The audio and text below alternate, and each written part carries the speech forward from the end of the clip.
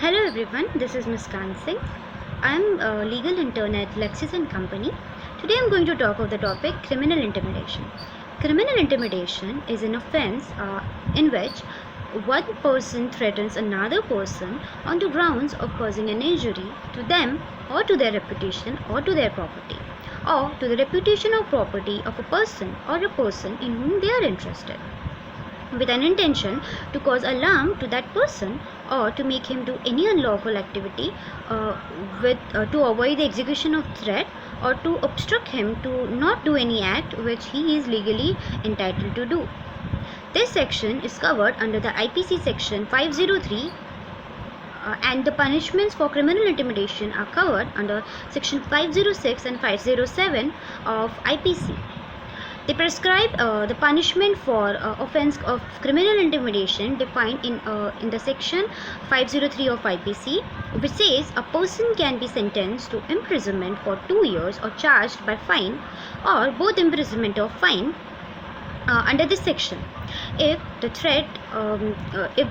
causes any grievous hurt or results into demise of the person or to whom the threat was delivered has caused or to whom the threat was delivered has caused any destruction of property by the accused, then the accused will be sentenced for 7 years of imprisonment or a fine or both.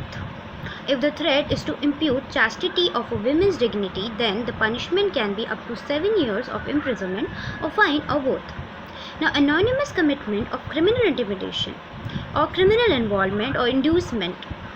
is covered under section 507 of Indian Penal Code, which is the consequence of section 506 of IPC, in which the offence of criminal intimidation is done through anonymous communication means, for example, an unknown phone call or any anonymous letter or a letter with false information. Then it will subject to a harsher punishment under this section and leads to an extension of 2 years of imprisonment or a fine or both. Now, to convict any person under this provision, it's must to prove the accused guilty of committing such offence of criminal intimidation by causing threats or injury. Section 508 of the IPC talks about manipulation of someone or threatening to someone or threatening of someone to cause any injury to someone in whom you are interested or to your property or reputation or to you or property or reputation to someone in whom you are interested, to forcefully pressurizing you to commit any offense which you are not legally bound to do or to omit any action they has to do to protect or to omit any action you has to do to protect yourself and or the person in whom you are interested. Now, important note is a criminal intimidation is cognizable offence which can be investigated without a court's permission. One can file FIR, that is first investigation report, against such criminal intimidation under sections or under the provisions of 506 and 507 of IPC. Now, these sections are bailable and non-cognizable in India but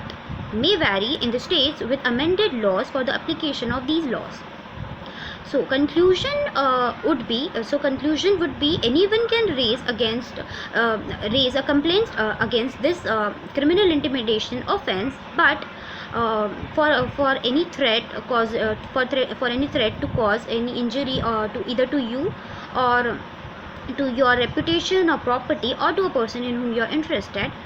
So the key essential to convict any person under this provision are to punish them is to prove the accused guilty of committing such offence of criminal intimidation which caused any injury to you or your property or your reputation or to someone in whom you are interested or their property or to their reputation. Thank you.